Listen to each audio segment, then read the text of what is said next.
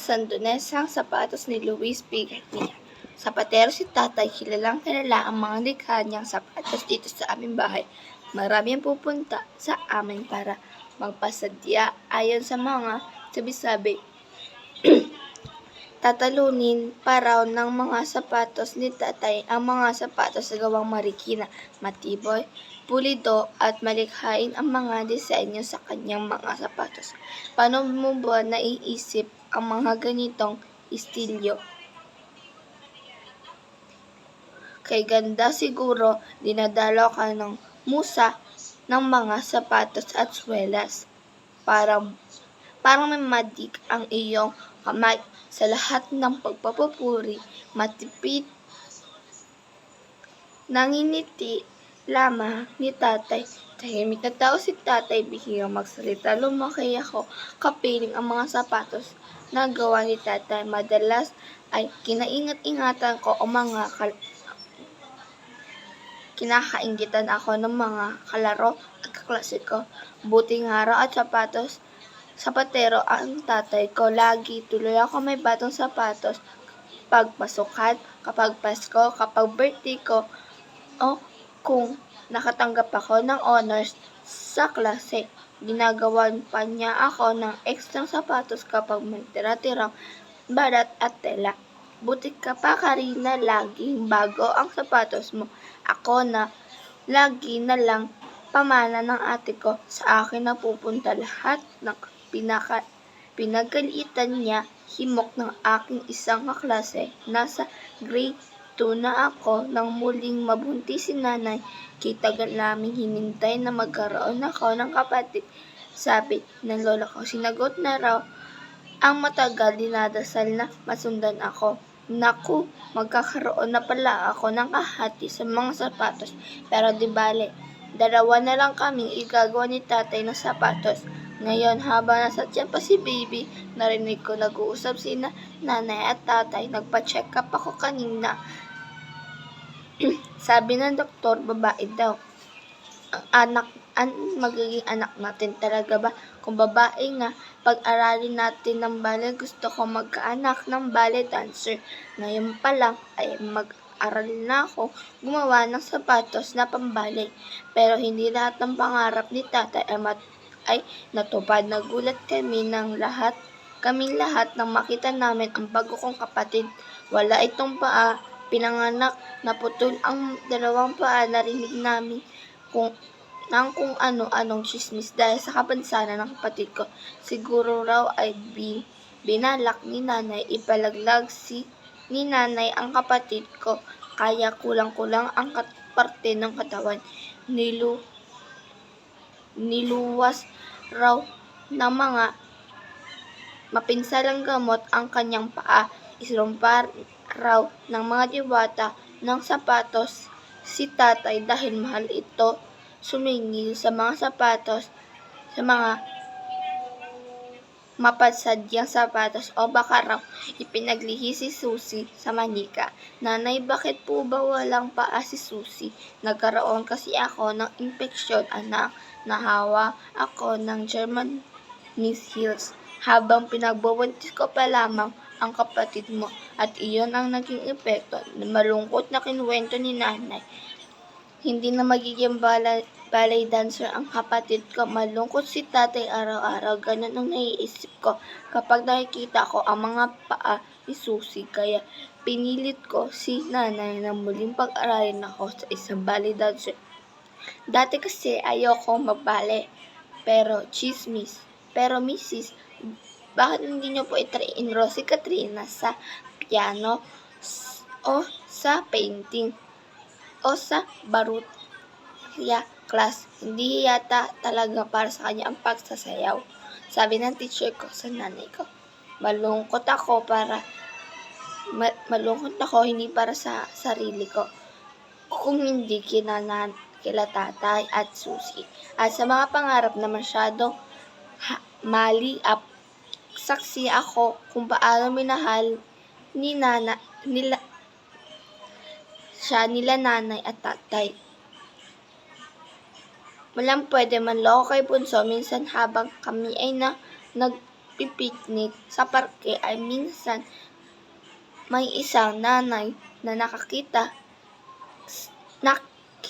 si Susie. Tignan niyo pwede na pangkarnibal yung batang yun, turo nito kay Susie. Biglang namutla si tatay nang sa narinig.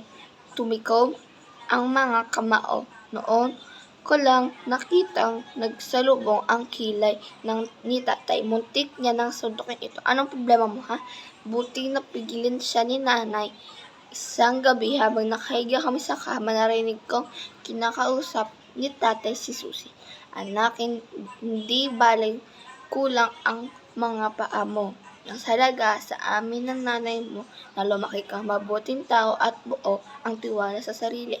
Masuyo niya itong hinalikan. Hindi tumigil si tatay sa paglikha ng sapatos para sa akin. Pero napapansin ko, kapag sinusukat niya pa ako, napapabuntong hininga siya. Pagkatapos ay titingin sa kuna. Sadyang bunso, di mo mararanasan isuot ang magagarang sapatos na gawa ni tatay. Bulong ko sa kanya. Lumaki kami ni Susie na malapit at ang loob sa isa't isa. Hindi naging hadlang ang kawalan niya ng paa para makapaglaro kami. Marami namang laro na hindi nangangailangan ng paa. Lagi niya ako natatalo ng sungka, jackstone, scramble, at pitik bulag. Ako ang tagapagtanggol niya.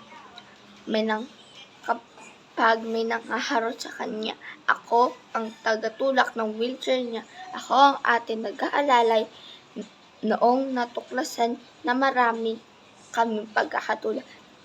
Pareho kaming magaling sa kamay kaysa sa aming mga paa.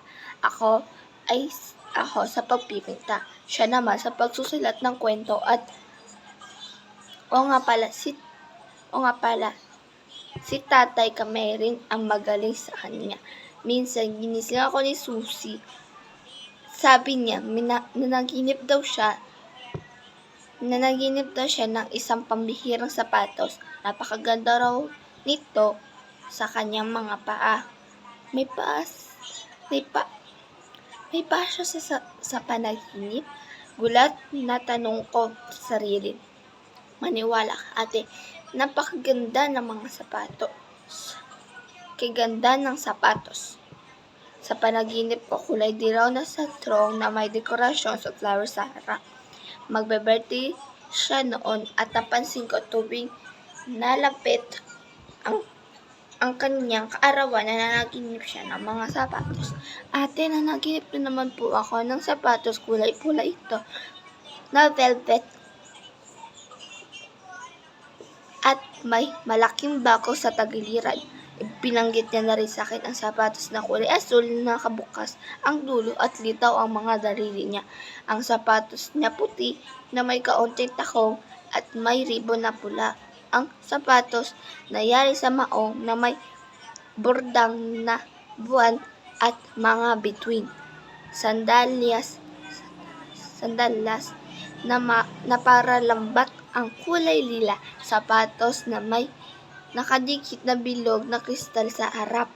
Manghang-mangha ako sa kung paano niya natatandad niya miski pinakamaliit na detalye ng mga sapatos.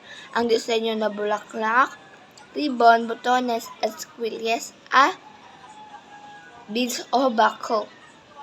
Inaangkin niya ang mga sapatos na yun. Ate, paglaki ko, isusulat ko ang kwento tungkol sa mga sapatos na napapaginipan ko. Ikaw ang magdodrawing, ha? Paglipas ng ilang taon, nawahinga na si tatay sa paglilika ng mga sapatos. Gumawa na lamang siya ng sapatos para sa suking di matanggihan. Noong nagdaos siya ng isang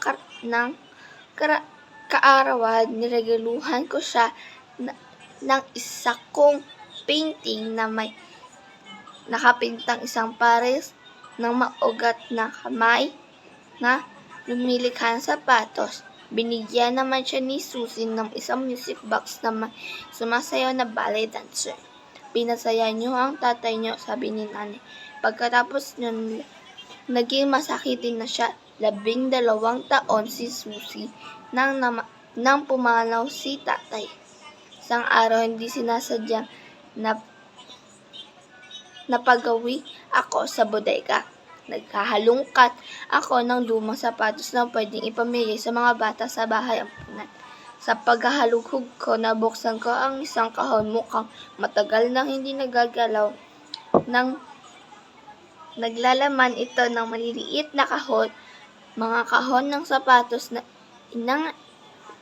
maingat na nakasalansan. Para kanina mga sapatos to? May umorder ba na hindi na-deliver? Tinanong ko ang sarili ko. Pero nang namasdan ko ang mga pares ng sapatos na iyon, nagulat ako. Taglay ng mga sapatos ay pinakamahusay na disenyo ni tatay. Iba't iba ang sukat nito. May sapatos na pang baby, may sapatos na pang binyag, may pang first communion, may pang pasyal, may pang pasok sa eskwelahan, may pang simba, may pang sapatos na pang dalagita. Lalo ako nagulat nang mabasa ang kanyang dedication sa nakasabit na papel. Pinakamamahal kong susi, alay sa kanya. Unang kaarawan, iniisa-isa ko ang mga kahon. Lahat ng sapatos na nandoon ay para kay Susi. Diya't ginagawa ni tatay si Susi ng mga sapatos. Para kay Susi, lungkot ng aking bahay. Pagsapit niya ng ikapitong kaarawan, taon-taon, hindi pumapaya si tatay sa paglikha ng sapatos. Sa tuwing dumaraos ang kaarawan ni Susi, sa dosenang sapatos, lahat-lahat handog sa mahal kong bunso. Sa kanyang ika-12 kaarawan, napaiyak ako nang makita ang mga sapatos. Hindi ko akalaing ganun pala kalalim pagmamahal si tatay. Binitbit ko ang sandosenang sapatos at pinakita ko kay nanay at Susi. Hindi ko alam na may ginawa siyang sapatos para sa'yo, Susi. Namuhang luha sa mga mata ni nanay. Inilihim niya sa akin ang mga sapatos. Ate, ito ang mga sapatos na napanaginipan ko. Hindi makapaniwala ang sinabi ni Susi habang isa-isang nahaplos ang mga sapatos. Noon ko lang naalala ang mga sapatos na ikinuwento ni Susi. Dilaw na satro na may dekorasyon ng sunflower sa harap. Kulay punang velvet na may malaking bakaw sa tagiliran. Asul na sapatos na bukas ang dulo at lito ang mga daliri. Kulay pula na may kaunting takong at may ribbon na pula. Sapatos na yari sa maong na may bordang na buwan at bituin. Sandalas na parang lambat, kulay lilang sapatos na may halikit na bilog na kristal sa harap. Nais ko itawid ang kanyang pag-ibig ni tatay, ang mga panaginip ni Susi para mapaisuot sa kanya ang mga sapatos. Tiyak ko lang, hindi perpekto ang buhay na ito gaya ng hindi perpekto ang pagkalikha sa kapatid ko, pero may mga perpektong sandali gaya ng mga sandaling nalikha ni tatay, ang mga pinakamagagarang na sapatos para kay Susi.